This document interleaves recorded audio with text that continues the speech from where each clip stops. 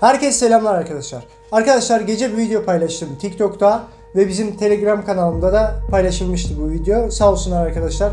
Kimin önceden haberi oluyorsa Telegram kanalında bu haberleri paylaşıyor. Şimdi göstereceğim haber Türkmenistan kanallarında paylaşılan bir haber. Yani dekabr ayına kadar, 2024 dekabr ayına kadar pasaportlar uzatılıyor.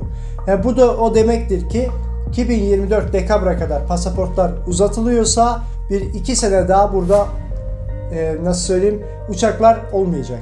Bundan artık emin olabilirsiniz. Pasaport uzatmak için bizleri şuradan arayabilirsiniz, şu numaralarda, ya da ki Bakırköy ofise gelebilirsiniz. Ofisimizde sizlere yardımcı oluruz. Konsolosluğa gitmenize gerek kalmaz. Şimdi videoyu izleyelim. Ondan sonra tekrar videoyu kapatmak için buradayız. Hadi videoyu izleyelim. Türkmen Yaponiya Iqtisadi Komitetining Türkmen bölüğünün düzümü tasdiqlanırlı.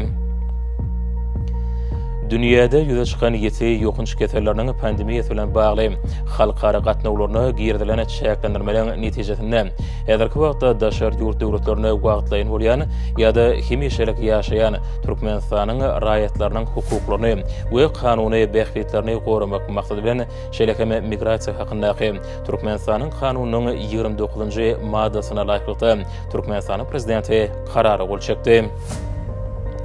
Resmi namalaşykda daşary ýurt döwletlerine wagtlaýyn bolýan ýa-da hemişelik ýaşaýan Türkmenistanyň raýatlarynyň hereket ediş möhletleri 2023-nji ýylyň 1-nji ýanwary 2024-nji ýylyň 30-njy dekabr aralygynda tamamlanýan Türkmenistanyň raýatynyň Türkmenistandan gitmek we Türkmenistana gelmek üçin pasportlarynyň hereket ediş möhletleri 2024-nji ýylyň 31-nji dekabryna çenli uzaldyrly.